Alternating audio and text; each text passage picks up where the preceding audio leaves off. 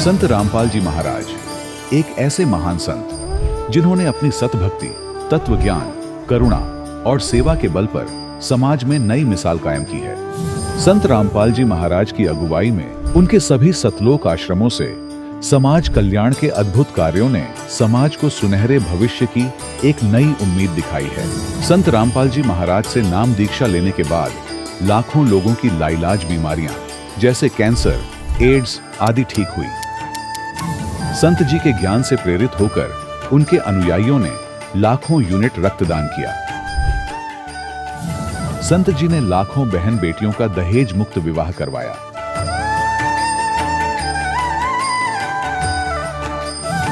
संत जी ने लाखों लोगों का नशा छुड़वाया, करोड़ों उजड़े परिवार बसे। संत जी के आश्रमों में समागम के दौरान निःशुल्क नेत्र चिकित्सा, दंत चिकित्सा प्रदान की जाती है। संत रामपाल जी महाराज द्वारा समय समय पर पर्यावरण संरक्षण के उद्देश्य से बड़े स्तर पर वृक्षारोपण किया जाता है। संत जी ने जरूरतमंदों को तत्काल राहत पहुंचाने के लिए एम्बुलेंस सेवा शुरू की। संत जी अपने अनुयायियों को देहदान के लिए प्रेरित करते हैं, जिससे मानवता की सेवा और चिकित्सा क्षेत्र में सुधार हो सके। संत रामपाल जी महाराज के सभी आश्रमों में हर रोज निःशुल्क भंडारा आयोजित किया जाता है, जहां हर वर्ग, हर जाति और हर धर्म के लोग एक साथ बैठकर भोजन करते हैं।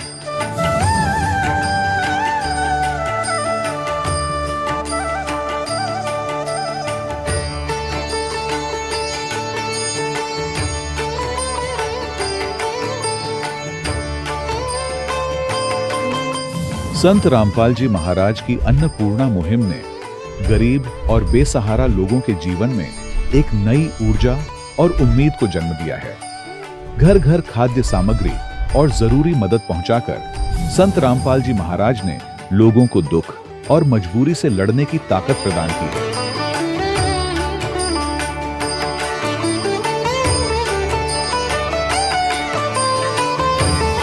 संत रामपाल जी महाराज द्वारा गरीब लोगों के लिए घर बनवाने का अद्भुत कार्य एक ऐसी मिसाल कायम कर रहा है जो सदियों सदियों संत जी की उदारता और दया भावना के तौर पर जाना जाएगा।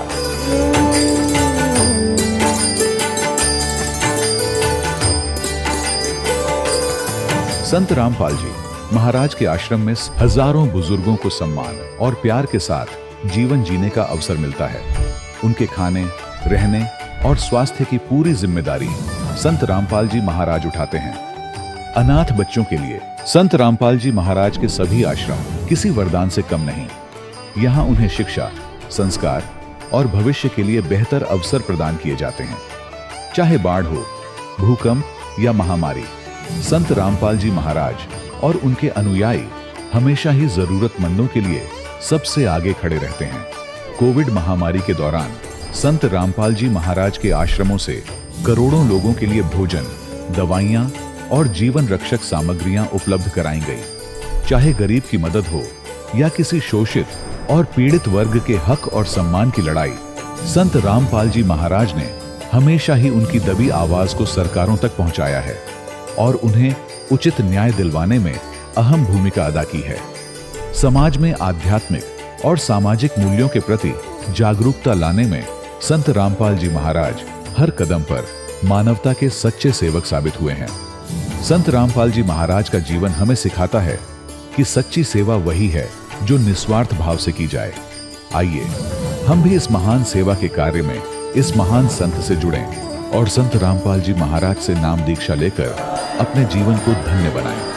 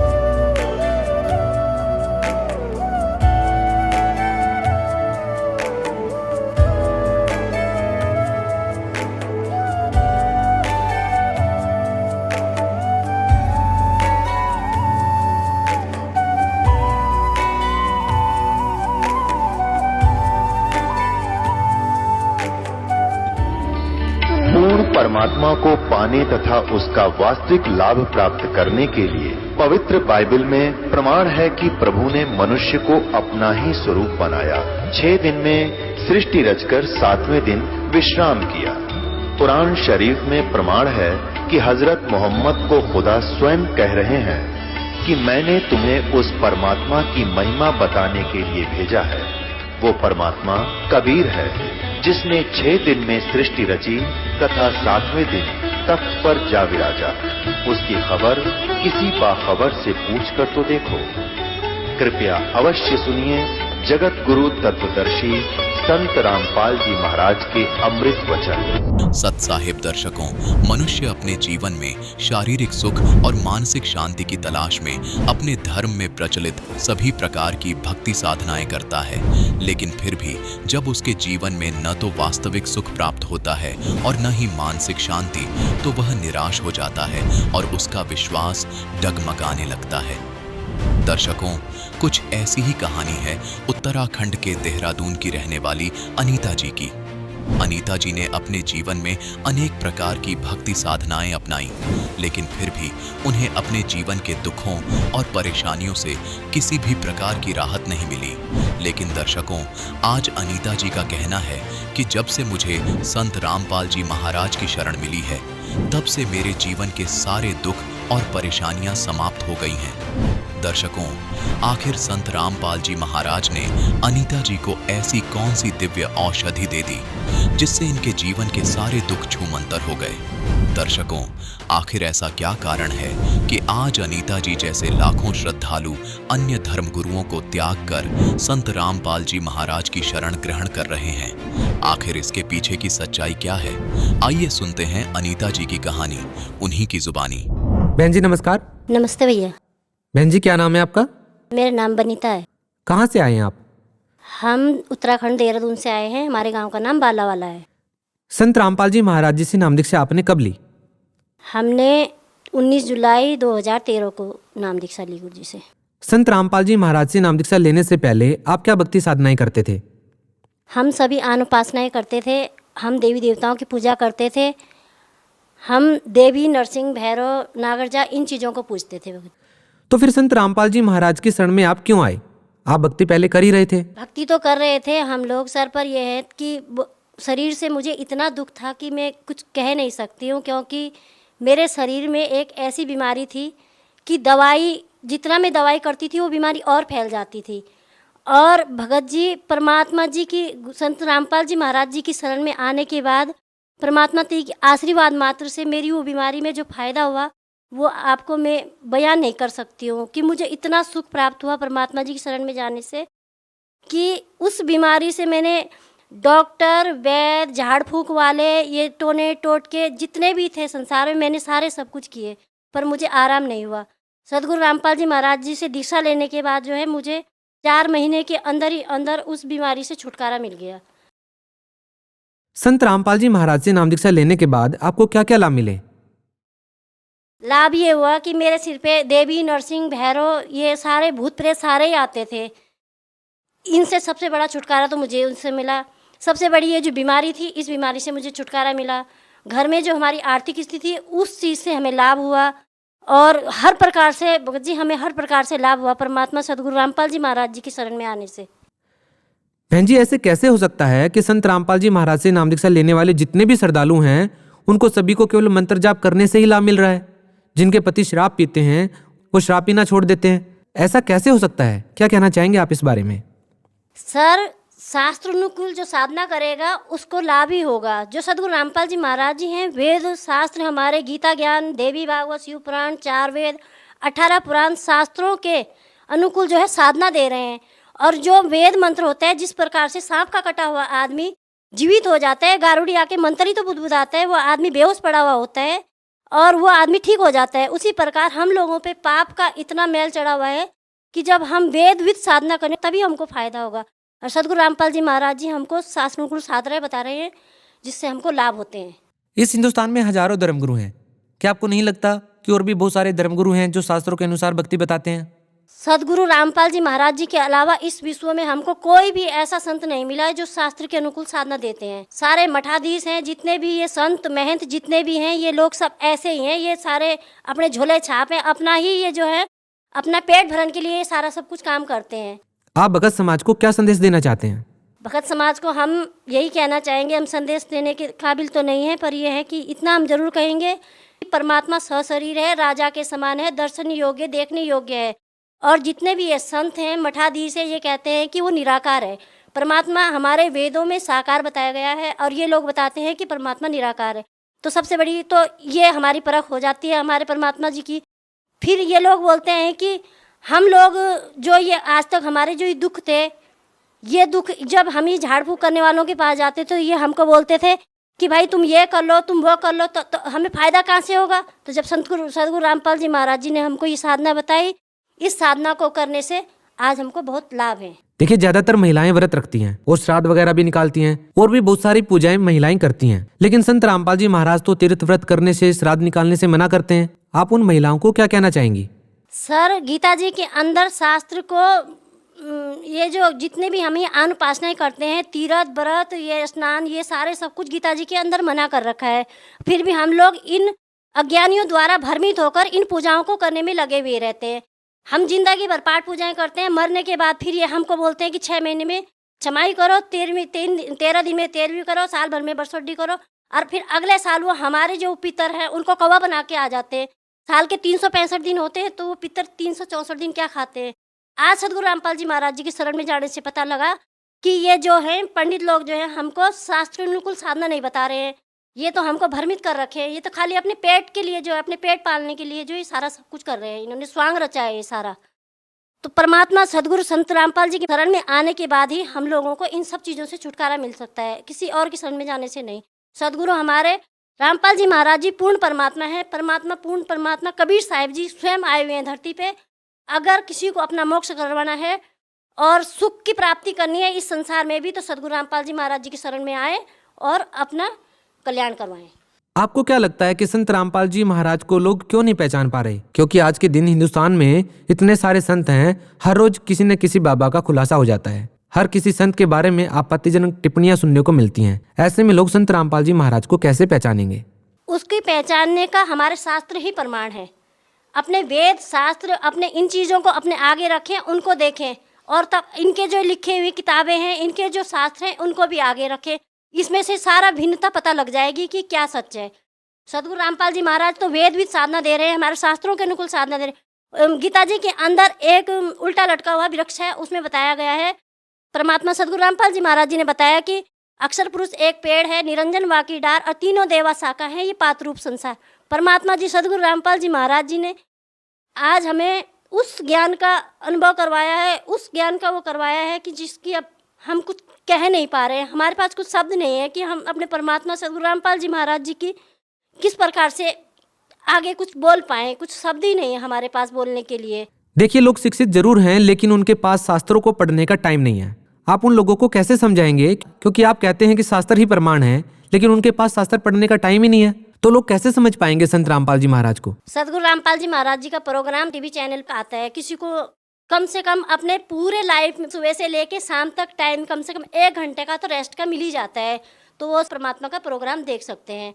और फिर उसमें नीचे एक पीली पट्टी आती है, उसमें नंबर आते हैं। अगर वैसे पूरी विश्व पुस्तक सेवा हो रही है, ज्ञान गंगा पुस्तक हो रही है, गीता ज्ञान अमृत है, भक्ति से भगवान, ये पुस्तकों की सेवा हो रही है। सारे भगत घर घर जाकर पुस्तक सेवा कर रहे हैं। और अगर किसी को उस परमात्मा को चाहने की इच्छा है, जैसे हम लोग भी पुस्तक सेवा में जाते हैं, तो कोई हंस तो ऐसा होता है कि तुरंत पुस्तक ले लेता है, और कोई बकवाद करता है, कोई फालतू बातें बोलता है, तो हमें उससे पता चलता है कि कौन हंस है और कौन साकट है। आपके परिवार में कितने लोग हैं जो संत रामपाल जी महाराज से जुड़े हुए हैं? हमारे अपने परिवार में 4 लोग हैं। सभी लोगों ने नाम उपदेश ले रखा है परमात्मा सदगुरु रामपाल जी महाराज जी से। क्या आपके पति शराब या कोई अन्य प्रकार का नशा करते थे जिससे आप परेशान हो? पहले पति शराब भी पीते थे, सारा सब कुछ ऐब भी करते थे। क्या संत रामपाल जी महाराज से नाम दीक्षा लेने के बाद आपके पति ने शराब छोड़ दी? हाँ जी, सदगुरु रामपाल जी महाराज जी से नाम दीक्षा लेने के बाद मेरे पति ने शराब छोड़ दी, सारे ऐब छोड़ दिए। जो महिलाएं अपने पति से परेशान हैं, जिनके पति शराब पीते हैं, महिलाओं के साथ मारपीट करते हैं, जो चाहते हैं कि उनके घरों में भी खुशियां आए, क्या वो महिलाएं संत रामपाल जी महाराज से नाम दीक्षा लेने के बाद खुश रह सकती हैं? क्या उनके पति शराब छोड़ देंगे? क्या कहना चाहेंगी आप? जी सर, वो उनके पति शराब छोड़ सकते हैं। क्या उन महिलाओं को नाम दीक्षा लेनी चाहिए? उनको नाम लेना चाहिए सर। वो नाम दीक्षा लेकर ही जब वो मंत्र जाप करेंगे, परमात्मा का जो ये भजन है, शास्त्र अनुकूल जो साधना है, जब इस साधना को वो करेंगे तभी जाके उनके घर में सुख और शांति प्राप्त हो सकती है, अन्यथा नहीं हो सकती। क्या आप ये बात दावे के साथ कह सकती हैं कि संत रामपाल जी महाराज से जो भी महिला नाम दीक्षा लेगी और उनके पति नाम दीक्षा लेंगे तो वो बिल्कुल स्वस्थ हो जाएंगे, बिल्कुल सही हो जाएंगे, एक अच्छे नागरिक की तरह व्यवहार करेंगे? सर, हम एक स्टाम्प पे लिख के भी दे सकते हैं इस बात के लिए कि जो सदगुरु रामपाल जी महाराज जिसे नाम दीक्षा लेगा उसके शरीर का रोग, कैंसर, कैसी भी बीमारियां होंगी, उनको पथरी हो, किसी को टीबी हो, किसी को कैसी, जब मेरी ऐसी बीमारी ठीक हो सकती है तो उनकी बीमारियां क्या हैं वो भी सारी ठीक हो सकती हैं। हम स्टाम्प पे लिख के इस बात के लिए आपको दे सकते हैं। जी बहुत बहुत धन्यवाद। सत साहिब। दर्शकों, अभी आपने सुने संत रामपाल जी महाराज से दीक्षा प्राप्त करके सुखी हुए भक्त के अनुभव। अब देखिए जगत गुरु तत्वदर्शी संत रामपाल जी महाराज के मंगल प्रवचन। उधर से उसका तप बन जाता है। ओम नाम के जाप से ब्रह्मलोक के योग्य उसकी भक्ति अगर बनेगी तो ब्रह्मलोक जाएगा, नहीं तो उस तप से जो बैठा बैठा देख रहा था ड्रामे, उससे वो पृथ्वी पर राजा बन जाता है या इंद्र की पदवी प्राप्त कर सकता है, स्वर्ग का राजा बन जाता और फिर गधा बन जाता है। तो मार्कंडेय ऋषि को ये था कि मैं जो साधना कर रहा हूं ये अन्य से उत्तम है, क्योंकि ब्रह्मलोक के अंदर भी ऐसे ही एक महाइंद्र है और वहां भी ऐसे स्वर्ग, बहुत बढ़िया स्वर्ग रेस्टोरेंट है। इस यहाँ के कॉमन जो इंद्र वाले, यहाँ के इंद्र वाले लोग से वो ज्यादा सुंदर है, ज्यादा सुविधाएं हैं। जैसे आपको उदाहरण दिया दिल्ली का रेस्टोरेंट हो कोई या बम्बई का हो। तो मार्कंडेय ऋषि कह रहा था कि जहां मेरी समाधि थी, जहां मैं डांस देख रहा था ऊपर, यहां बैठा ये करें तपस्या, परमात्मा कहते डंब करें डूंगर चढ़े और अंतर्जीनी झूल, जग जाने बंदगी कराइए बोवन सूल बबूल। आम आदमी ने सोचा बड़ा साधक साधना करे, अब परमात्मा के ज्ञान से पता चला इधर डले ढोए थे, किकर बोए थे अपने अगत में। हमने ये भगत दिखाई दे थे, देखा सांग ऊपर ब्रह्मलोक का और बैठा मार्कंडेय तपस्वी बना। तो वो क्या कह रहा है, अपनी साधना को वहां श्रेष्ठ मानकर कहता है कि तेरे डांस ने के देखूं मैं तो वहां देख रहा था ब्रह्मलोक में डांस, तेरे जैसी तो उनकी नौकर थी, इतनी सुंदर औरतें हैं वहां पर, तो इनका तो इतना सांग है, ये भक्ति है यहाँ के 21 ब्रह्मांड की। तो उस लड़की ने कहा कि मार्कंडेय ऋषि मेरे साथ आप इंद्रलोक में चलो। तो मार्कंडेय ऋषि ने पूछा तेरे से कोई सुंदर हो उसने भेज दे। तो उसने कहा कि इंद्र की पटरानी मैं ही हूं, अर्थात मेरे से वहां ब्यूटीफुल और कोई औरत नहीं। तो मार्कंडेय ऋषि बोला तू उसकी पटरानी है इंद्र की? हाँ जी, यानी मुख्य औरत। तो इंद्र मरेगा, उसका तो फिक्स समय है, उसके बाद तू किसने करेगी? तो वो कहने लगी मैं ऐसे ऐसे 14 इंद्र वरूंगी। कहती है जब 1008 चतुर्युग तक मैं तो बनी रहूंगी पटरानी, और एक ब्रह्मा की दिन में 14 इंद्रों का शासन काल समाप्त हो जाता है। एक इंद्र का 72 चतुर्युग का समय होता है, तो 14 से गुणा कर तो 1008 चतुर्युग होते हैं वैसे ये, लेकिन लंब सम इनको जो है 1000 ही मानते हैं। जैसे अपना 365 दिन मानते हैं, लेकिन 364 से 1/4 दिन वैसे होते हैं, लेकिन हम मानते हैं 365 दिन, ऐसा ही जानो एक वर्ष में। तो वहां बताया कि एक दिन में 14 इंद्र की मृत्यु हो जाएगी ब्रह्मा जी के जन्म में, अर्थात 14 इंद्र मरते रहेंगे, वो उनकी पटरानी यानी मेन औरत बनी रहेगी वहां की। तो मार्कंडेय ने पूछा कि वो 14 भी मरेंगे जब तू क्या करेगी? यह तो मृत्यु है तो उनकी भी होगी। तब वो कहती है कि मैं तो मृत लोक में पृथ्वी पर गधी बनूंगी, हर जितने इंद्र में भोगूंगी वो गधे बनेंगे। फिर मार्कंडेय ऋषि बोला कि इसे गंदे लोक में मुझे किस लिए ले जाती जिसका राजा गधा बने रानी गधी बने? मुझे किस लिए ले जाती कि मैं अपनी इज्जत रखने के लिए, नहीं तो वहां कहेंगे कि तू तो गई थी सिंगर के, सब तेनों कहती मैं तोड़का होंगे उसके तो धर्म न, और मेरी बेइज्जती हो जाएगी। मार्कंडे ऋषि हंसा, नो बोला रे भली औरत, तू आज भी गधी और मेरे पास से भी गधी, जब 14 खत्म करेगी और फिर भी इज्जत की ठेकेदार नहीं बन रही है, ल चल अपना काम कर।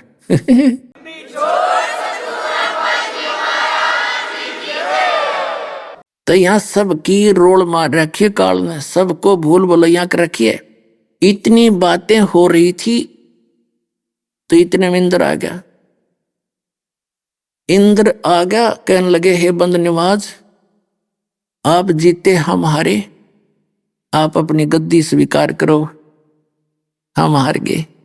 तो मार्कंडे ऋषि कहने लगे अरे अरे इंद्र, तेरी इंद्र की गद्दी हमारे लिए काग की बींट है, इसकी तरफ देखूं भी नहीं, क्योंकि उसने ऊपर का सुख देख रखा ब्रह्मलोक का, काल के उस बड़े जाल का।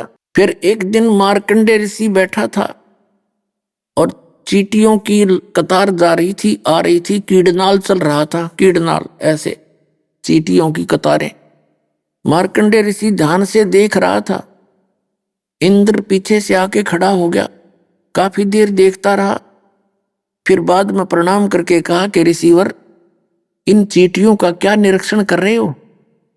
मार्कंडे ऋषि ने कहा कि मैं ये देख रहा हूं कि इन चींटियों में से कौन सी चींटी कितने बार इंद्र की पदवी पर रही है। इंद्र ने कहा कि क्या चींटियां भी?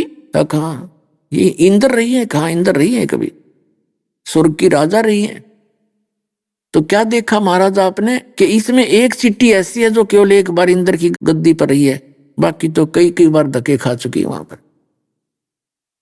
अपने आत्माओं विचार करना, ये आप जी के लिए एक पैमाना बताया जा रहा है कि तुम कौन सी वस्तु चाहिए और यहाँ की कौन सी वस्तु कितनी स्थिर है, कौन सा सुख स्थिर है। और 8वें अध्याय के 16वें श्लोक में लिखा कि ब्रह्मलोक में गए हुए प्राणी भी जन्म मृत्यु में, जो ब्रह्मलोक में प्राणी चले जाते हैं वहां सुख ज्यादा है, यहाँ से बकवाद ज्यादा है, लेकिन उनका समय भी ज्यादा है।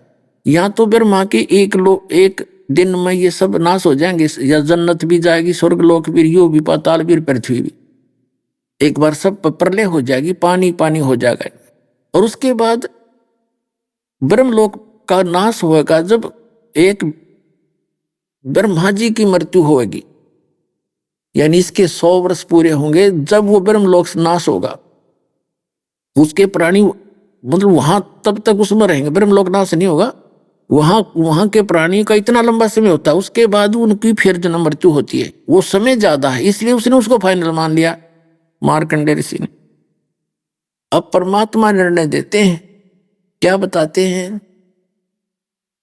मन तू चल रे सुख के सागर, जहां शब्द सिंधु रत्नागर।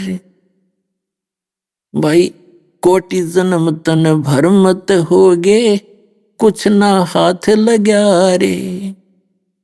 कोटि जन्म तन भर मत होगे, कुछ ना हाथ लगा रे। कुकर सुकर खर बया बोरे, तू कौवा हंस बुगारे। मन तू चल रे सुख के सागर, जहां शब्द सिंधु रत्नागर। फिर बताते हैं कोट जन्म तू राजा की न मिटी न मन की आशा, भिक्षुकों का दर दर गुम्या, ये मिला ना निर्गुण रासा। इंद्र कुबेर ईश की पदवी, ब्रह्मा वरुण धर्मराया, और विष्णुनाथ के पुर को जाकर तो फिर भी वापस आए। अब इन ब्रह्मा विष्णु महेश्वर की तो आपको पता लग गया इनकी तो कितनी छोटी आयु है ब्रह्म की तुलना में, और अक्षर पुरुष की तुलना में तो गिनती नहीं होती इनकी। और इन देवताओं की आयु के सामने हम चींटी समझ लो, और हम इस मनुष्य जीवन की इस आयु ने बहुत घनी मान रहे हैं। अब ज्ञान होगा आपको इस तत्व ज्ञान से। फिर क्या बताते हैं कि असंग जन्म तन मरत्या होगे, जीवित क्यों नाम रह रे। और 12 दर महल मठ बोरे, 12 द्वार के अंदर वो मठ है, वो स्थान है, वो सतलोक है, जहां जाने के बाद बहुर जन्म नहीं होता, बहुर ना दे धरे रे। अब जीवित मरना क्या है? अपनी आत्माओं जैसे देखो यार भूल लग रही है आपके, और प्रेशर ज्यादा है इस काल का। धीरे धीरे भगवान का सहारा आपको मिलने लगेगा, परम पुरुष का, परमेश्वर का। फिर आपको समझ में भी आएगी, आपका मन भी हटेगा और डटे भीगा परमात्मा के ऊपर, क्योंकि आपको ऐसे प्रमाण दिखा देगा। अपना हलन जगह ना छोड़े, ऐसे मजबूती दिखाओगा, अपनी शक्ति दिखाएगा, आपके साथ रहेगा। बच्चा मैं साथ हूं, बेटा बेटी तुम चिंता मत करना, पर रहना दृढ़ मेरे ऊपर, विश्वास करना। कहे कबीर सुनो विषादो, मैं तो हूं विश्वास में। जय मैं गॉड मान लिया तुमने, फिर तुमने कोई हलानिया नहीं है, तुम्हारे पर कोई आपत्ति लाने वाला नहीं है। हमारे यह बात ना समझ में आती कि कबीर इज गॉड। आम आदमी ने कहे भाई और तो थारी बात सच्ची मानना हम, पर कबीर ने भगवान बताओ ना, या ना दस्ती। अरे बात ताड़े बिगड़ रही सारी। भगवान यही है और न बतावा किसी ने, तुम बता दो इसके इक्विवेलेंट को और परमात्मा हो तो, अरे से सुख करवा के दिखा दो उन भगवानों से जो हमारा कबीर भगवान कर रहा है। और सब प्रमाण दे रखे, सब सदग्रंथों में प्रमाणित आंखों देखा, संत बताओ। तो परमात्मा कबीर जी कहते हैं, कहे कबीर सुनो विषादो, मैं तो हूं विश्वास में। जिस दिन तुम्हें ये विश्वास हो जाएगा कबीर इज गॉड, उस दिन डूंडा उठा देगा, आपके पल पल में साथ दिखाओगा।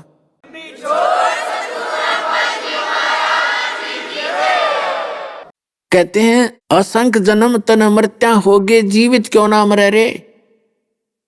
अब जीवित कैसे मरना है, जैसे हम सत्संग में या भक्ति में आलस करते हैं कि कहीं घर पे कोई हानि ना हो जा, कोई काम ना बिगड़ जा।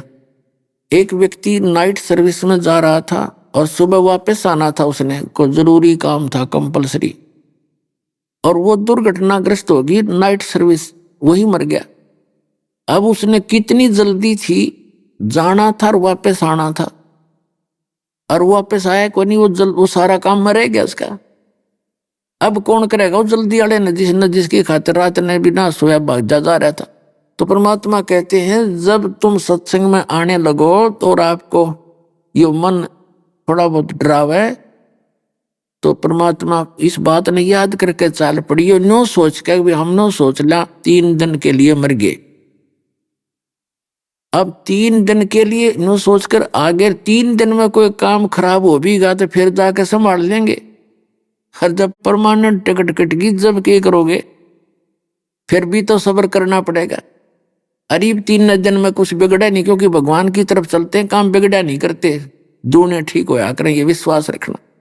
पर धीरे धीरे दिल मजबूत होगा आपका, क्योंकि अभी तक काल ने घने डरा रखे, हम बुरा हाल कर रखे, हमारा जीवन छोड़ रखे। धीरे धीरे आपका यह बात विश्वास दृढ़ होगा।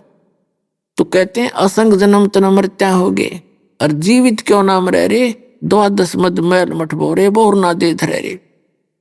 फिर क्या बताते हैं, दोजक मीन नरक और बहिष्ट माने स्वर्ग, दोजक बहिष्ट सभी तय देखे, राजपाट के रसिया, और 3 लोक से तरपत नाही यो मन भोगी खसिया। इस मन की इतनी बुरी आदत है, जैसे कोई सरपंच बन जाता है गांव का प्रधान, उसकी नीयत ये रहती है मैं चेयरमैन बनूं, जो बात बने अगले वर्ष वो चेष्टा करता अगली प्लान में कि चेयरमैन बनूं। चेयरमैन बनने के बाद फिर उसकी नीति बन जाती है कि मैं एमएलए बनूं, जो बात बने भाई। एमएलए बनने के बाद उसकी नीति होती है कि मंत्री बनूं, तो बात बना, नहीं तक कोई फायदा नहीं एमएलए पद का। और मंत्री जो बन जाता है उसकी नीयत रहती है मुख्यमंत्री बनूं, तो बात ठीक, नहीं तो भाई कोई नहीं आनंद आया, अभी पराधीन हूं मैं। और जो मुख्यमंत्री बन जाता है उसकी नीयत रहती है प्रधानमंत्री बनो, जब बात रास आवे। इतने टिकट कट ले गधा बने पावे फिर वो। परमात्मा कहते जो काम करने का वो करा नहीं जाता, कहते 3 लोक भी दे दे इस मन पापी ने, इसकी सेटिस्फेक्शन नहीं है, इसको संतोष नहीं है, तुम्हें मूर्ख बनाए रखता है, तेरी जीवन अंत हो जाता है, तुम्हारी डिमांड खत्म नहीं होने देता। तो क्या बताते हैं, दोजक नरक बहिष्ट स्वर्ग, दोजक बहिष्ट सभी तय देखे, राजपाट के रसिया, और 3 लोक से तरपत नाही यो मन भोगी खसिया। सतगुरु मिले तो इच्छा मेटे, पद मिल पदे समाना, और चल हंसा उस लोक बैठाऊं जो आदम रस्ताना। सतगुरु मिले तो इच्छा मेटे, कोई सतगुरु मिलेगा ये हटाओगा सारा डंगा आपका, ये इच्छाएं खत्म करेगा यहाँ की। और पद मिल पदे समाना, पद यहाँ पद के 2 अर्थ हैं। जैसे गीता अध्याय नंबर 15 के श्लोक नंबर 4 में कहा कि तत्वदर्शी संत की प्राप्ति के उपरांत परमेश्वर के उस परम पद की खोज करनी चाहिए, जहां जाने के बाद साधक फिर लौटकर कभी संसार में नहीं आते। तो पद माने दो अर्थ हैं, पद्मल पदे समाना। पद माने पद्धति, way of worship, method of worship, पूजा की विधि, पद पद्धति। यानी पद्धति सही मिले, सत साधना मिले, पूरा कंप्लीट कोर्स मिले, वो पद्धति मिले भक्ति की। तो उस पद मिल पदे समाना, उस सत भक्ति से उस परम पद में समावांगे, वहां पहुंचेंगे। सतगुरु मिले तो इच्छा मिटे, पद मिल पदे समाना। सतगुरु मिलेगा तो सारी ज्ञान भी बताओगा, समाधान भी देगा।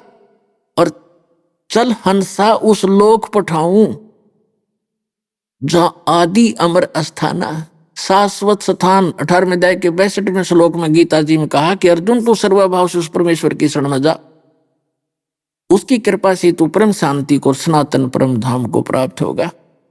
तो वो सनातन परम धाम वो संत मिला होगा। चौथे अध्याय के 34वें श्लोक में गीता ज्ञानदाता ने पल्ला झाड़ दिया कि उस तत्वदर्शी संतों की खोज कर ले, मैं नहीं जानता। तो ये दास है वो तत्वदर्शी संत। पुण्यात्माओं, ये कद समझ में आओगी आपके।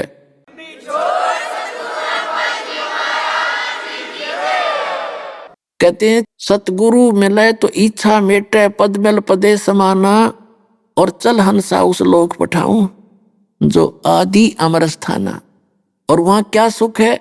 चार मुक्ति जहां चंपी करती माया होरी दासी, दास गरीब अबे पद पर से वो मिले राम अविनाशी।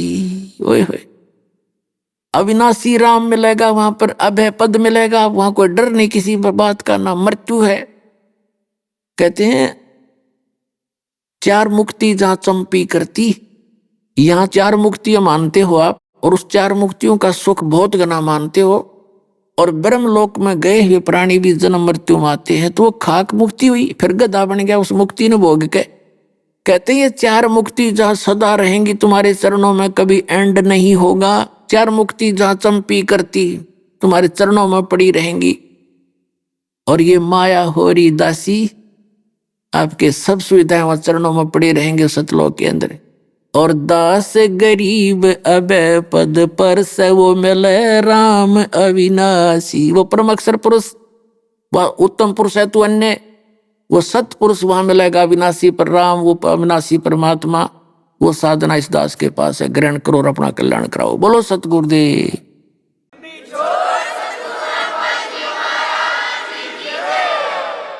परम पिता परमात्मा पूर्ण ब्रह्म, सारी सृष्टि के रचनहार कुल मालिक कबीर परमेश्वर जी की असीम रजा से आप चंद पुण्यात्माएं सत्संग सुनने के लिए उपस्थित हुए।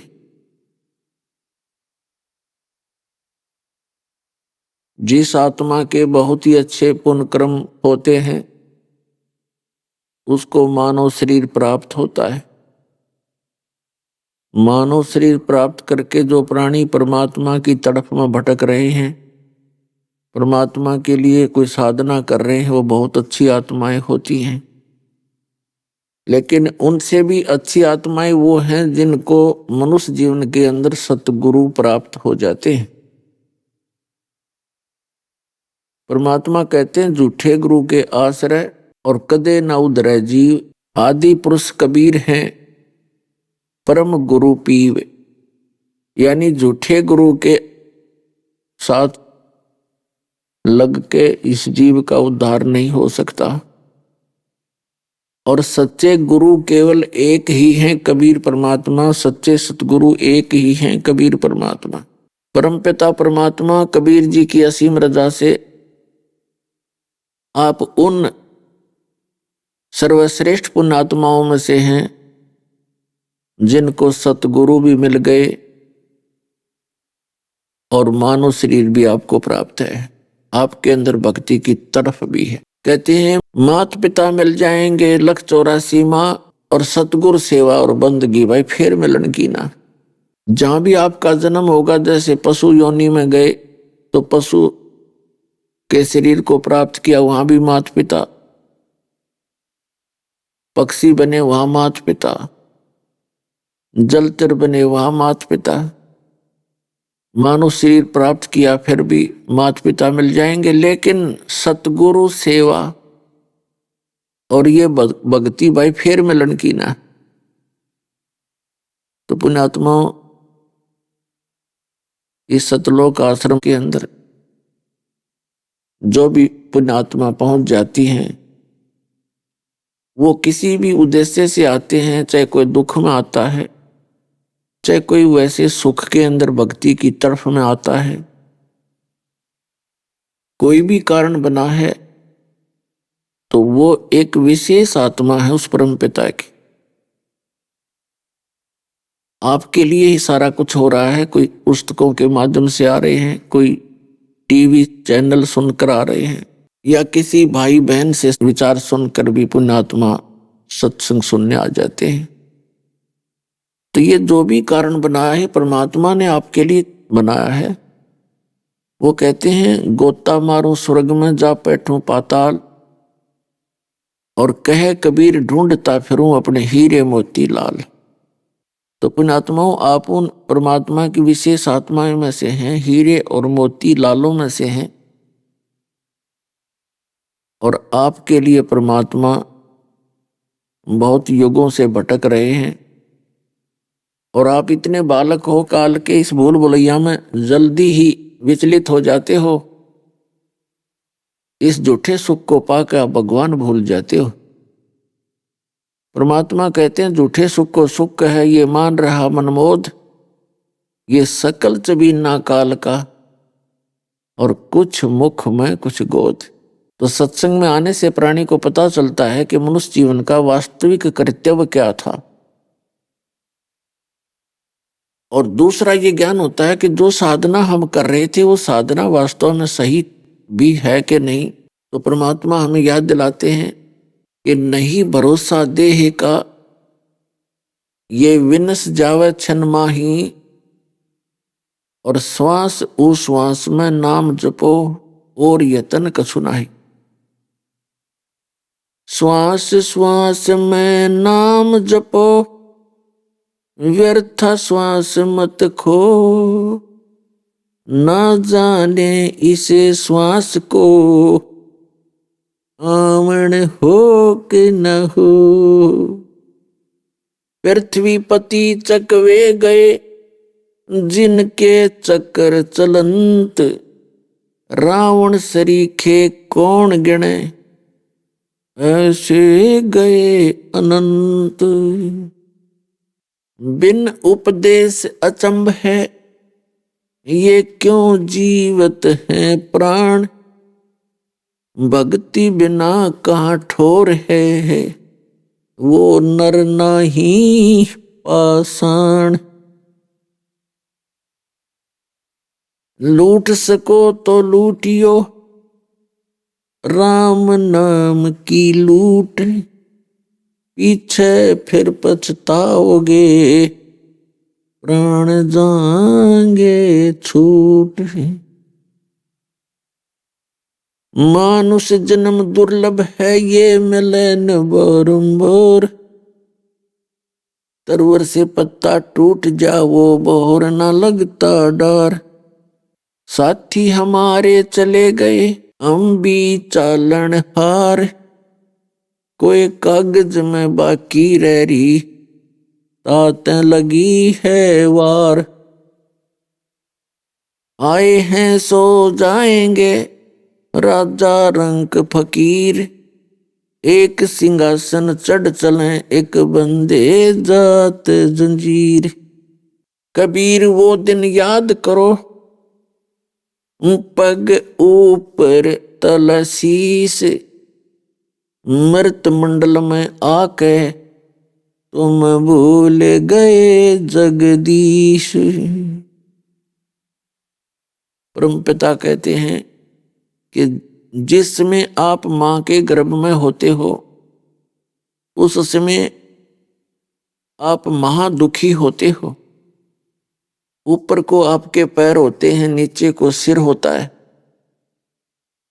और वहां 100 बार प्रार्थना करते हो मालिक से दिन में कि हे परमात्मा एक बार इस नरक से निकाल दे मुझको,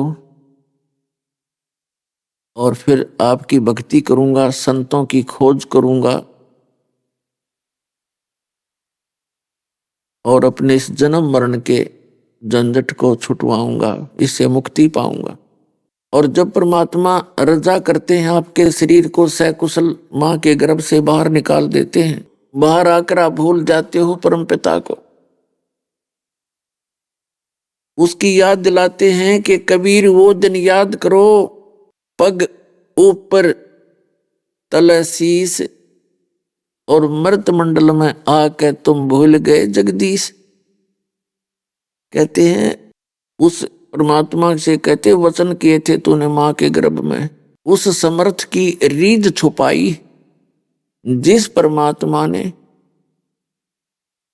आपको मां के गर्भ से और सकुशल बाहर कर दिया, अब उसको तो भूल गया। अब यहां कहते हैं उस समर्थ की रीझ छुपाई, उस परमात्मा ने जो आप पर रहम किया था उसको भूल गया तू। अब कुल कुटुंब से राता, यानी अपने कुल और कुटुंब में लीन हो गया, इसमें भूल गया भगवान को। उस समर्थ की रीझ छुपाई, कुल कुटुंब से राता, और गर्भ के अंदर वचन भरे थे, कहां गई वो बाता। पुण्यात्माओं, आप बालक हैं और काल ने आपको बहुत बुरी तरह फंसा रखा है। जीव के बस का नहीं कि यहां से निकल सके या इसके जाल को समझ सके। समर्थ स्वयं आते हैं, उस समर्थ के सामने इस काल की पार नहीं बसाती, उसका जोर नहीं चलता, जिस कारण से ये भक्ति कर सकता है प्राणी। नहीं तो ये ऐसी चाल चलता है जैसे जिस आत्मा में तड़प होती है भक्ति की। उन्होंने घर भी त्याग दिए, जंगल में चले गए और वहां दिन रात साधनाएं की। साधनाएं कौन सी करते हैं उनको पता नहीं, वो साधना गलत करते रहे, उनमें सिद्धियां आ गई। उनको परमात्मा तो मिल ही नहीं सकता, क्योंकि वो भक्ति परमात्मा पाने की ही नहीं कर रहे थे। और वो कर रहे थे ये सोच करके हम सत साधना कर रहे हैं। जो भी भक्ति करता है प्राणी, वो यही सोच कर रहा है मैं जो साधना कर रहा हूं ये श्रेष्ठ है। और जिस दिन उसको ये पता चलेगा कि साधना शास्त्र अनुकूल नहीं है, उस दिन उसको छोड़ ही देगा, उसको त्याग देगा।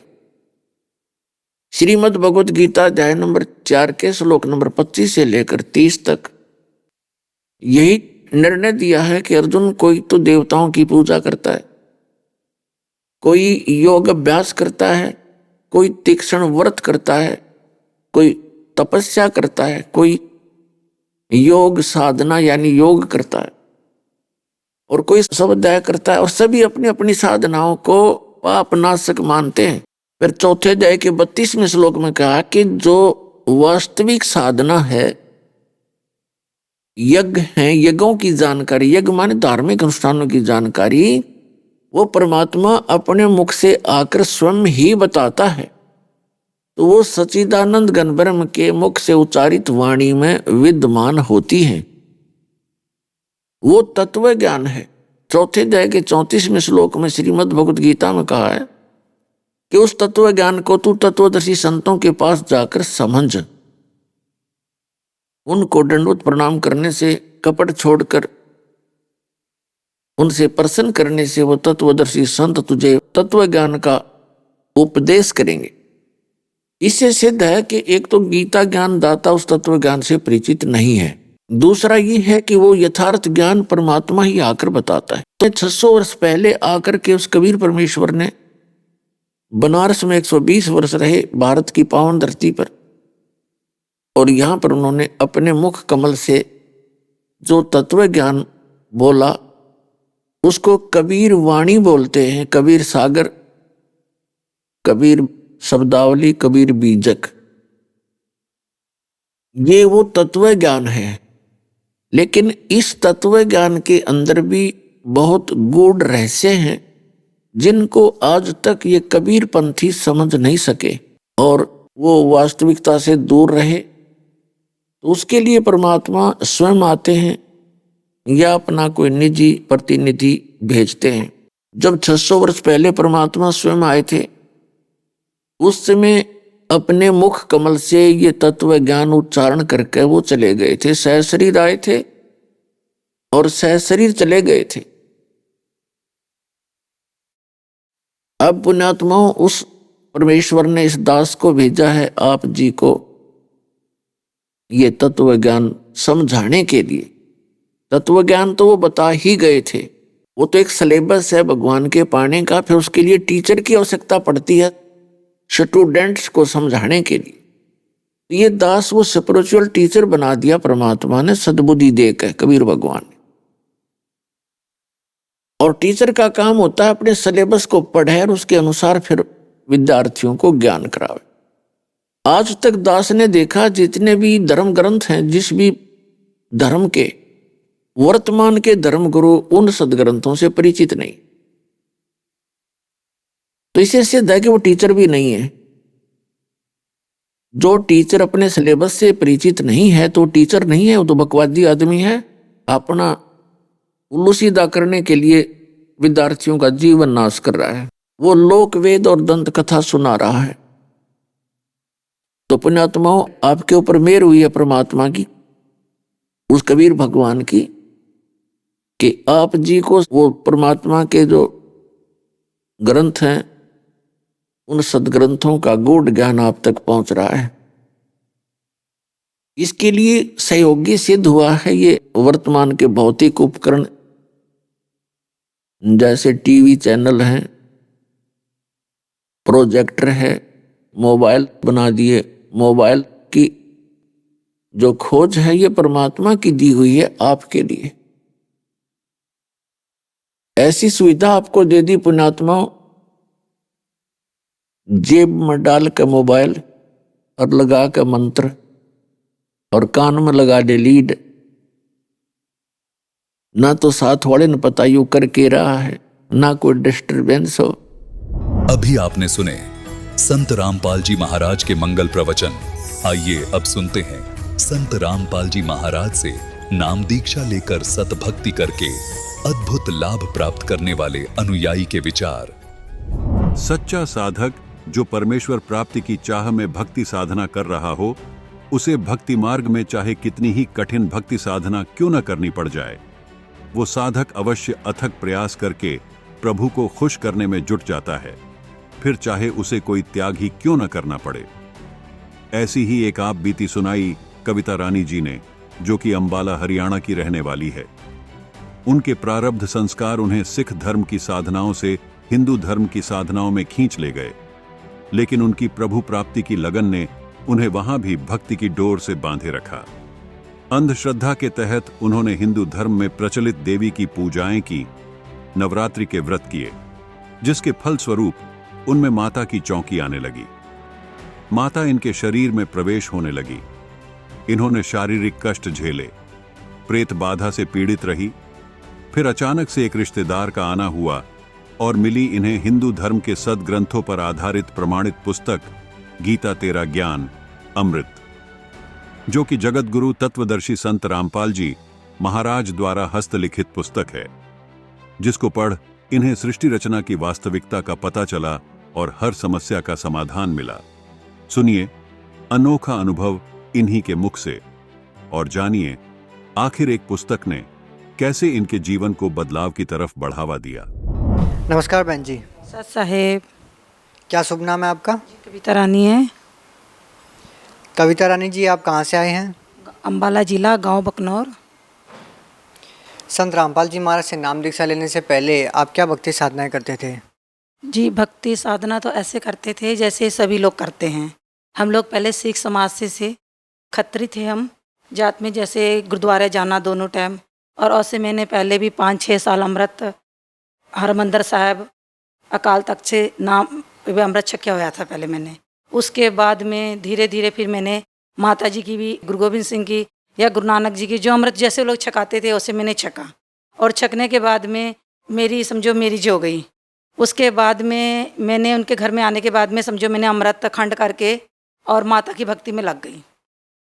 जैसे सभी लोग, मेरी सास वगैरह माता को मानती थी, मैं भी थोड़ा थोड़ा मानने लगी। या दिल में इतना विश्वास हो गया कि माता को इतना मानने लगी कि मैं चाहती थी कि जो कुछ कर रही मेरी माता कर रही है।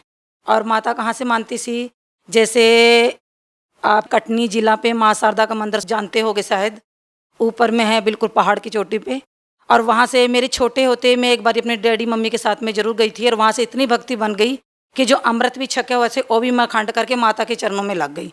और माता की इतनी भक्ति हो गई कि जैसे मेरे पे ना माता की हाजिरी आने लगी। कब आने लगी, जब एक बेटी थी वो मेरे गर्भ में 3 महीने की थी, उस टाइम मेरे को माता ने बताया कि आप लड़के की मांग रख रहे हो, लड़का नहीं, आपको लड़की ही मिलेगी। और चाहे मुझे मानो चाहे नहीं मानो, मैं फिर भी भक्ति करती रही। उसके बाद में मेरा बेटा हुआ, बेटा 6 महीने का हुआ। 6 महीने के बाद में वो माता ने मेरे, समझो जैसे नराते 9 होते हैं, और 8 नराते में मैंने माता की जोत लाई, और उस पे ही माता ने मेरे शरीर पे प्रवेश करके, और ऐसे हो गई जैसे मुझे पता नहीं लगने लगा कि मैं क्या करूं। बेटा मेरा 6 महीने का था और माता मेरे शरीर पे आके, माता भी क्या हो, तो बाद में गुरु के चरण में आने से बाद से पता लगा हमें कि भूत प्रेत भी होते हैं। हमें नहीं पता था कि भूत प्रेत भी होते हैं, और मैं इस बात में विश्वास भी नहीं करती थी कि भूत प्रेत होते हैं। फिर मैं माता को मनने लगी, और उसके बाद में वो प्रवेश होके मेरे शरीर में, और ऐसी इतनी जोर जोर से चौकी देने लगी।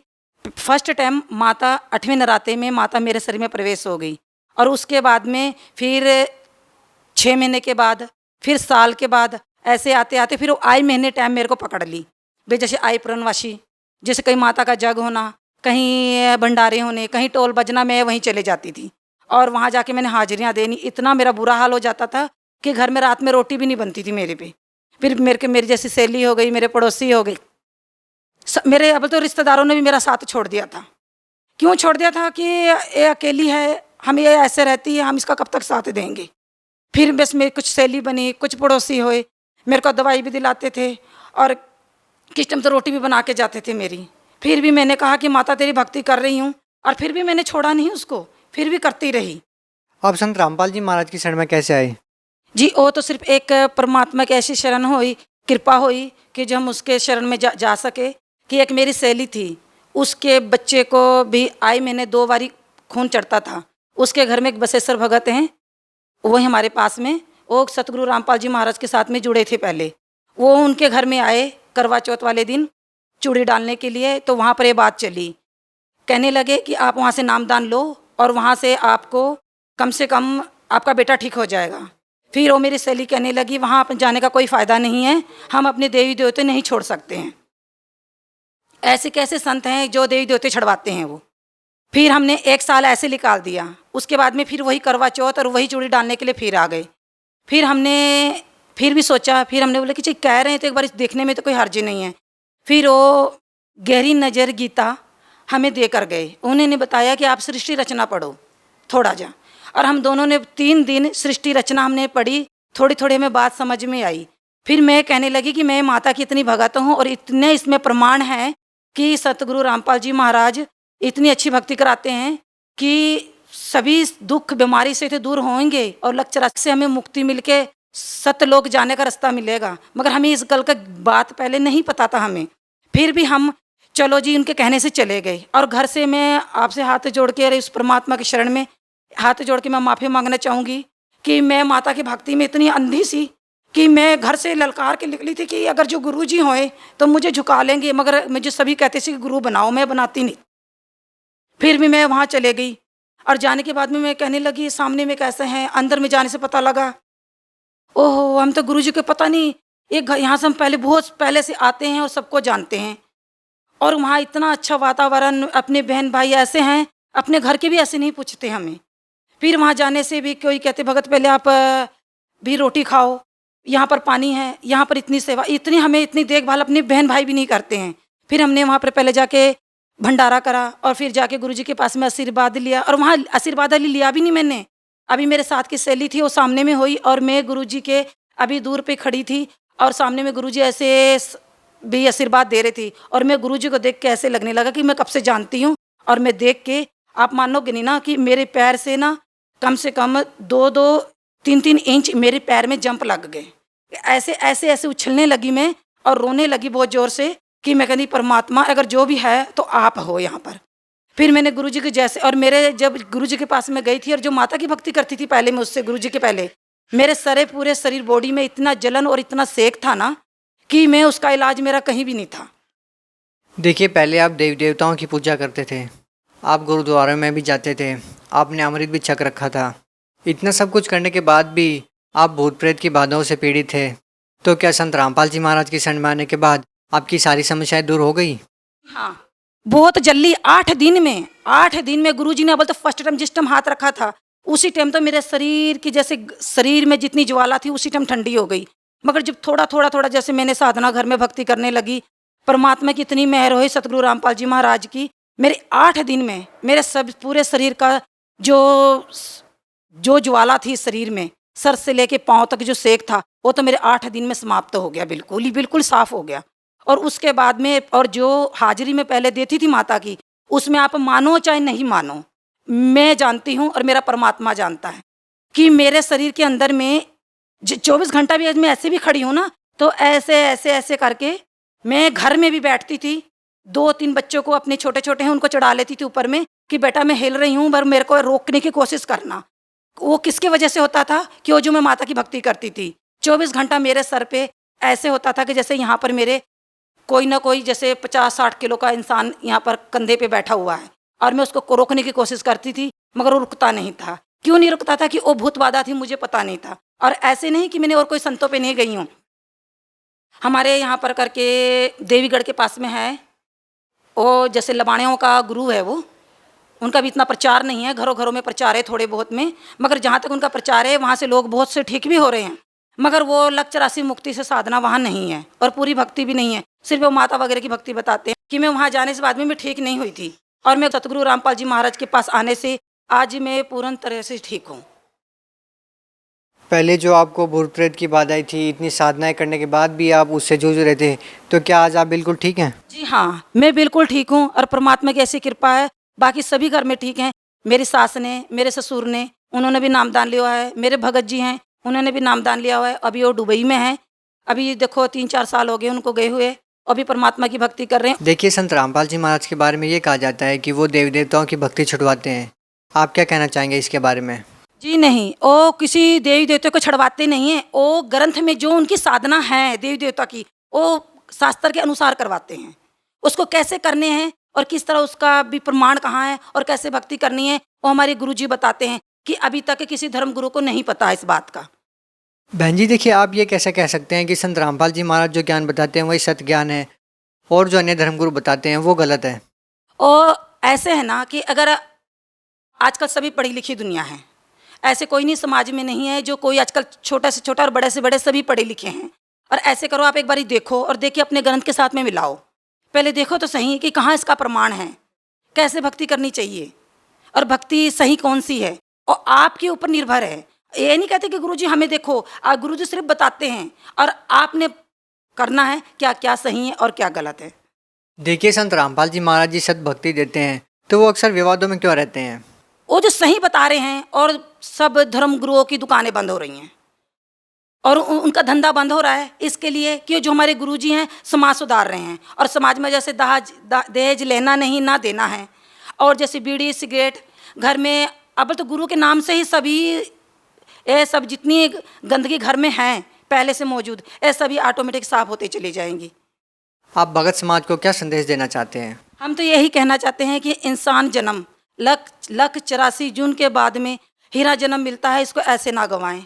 परमात्मा की सही भक्ति और सही गुरु की पहचान करके और अपना नाम लेकर अपने सतलोक और अपने असली घर को चलें।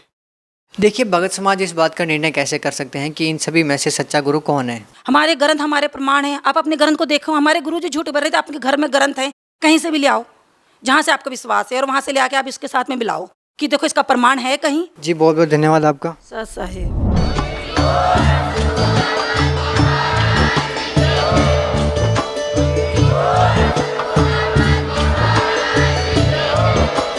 आप सुन रहे थे जगत गुरु तत्वदर्शी संत रामपाल जी महाराज जी के मंगल प्रवचन। अधिक जानकारी के लिए विजिट कीजिए हमारी वेबसाइट www.jagatgururampalji.org। संत रामपाल जी महाराज जी के शुभ आशीर्वाद से पूरे विश्व भर में 500 से भी ज्यादा नाम दीक्षा केंद्र हैं, जिन पर संत रामपाल जी महाराज जी द्वारा ऑनलाइन निशुल्क नाम दीक्षा दी जा रही है। अपने नजदीकी नाम दीक्षा केंद्र का पता करने के लिए संपर्क करें। 91 888 291 4911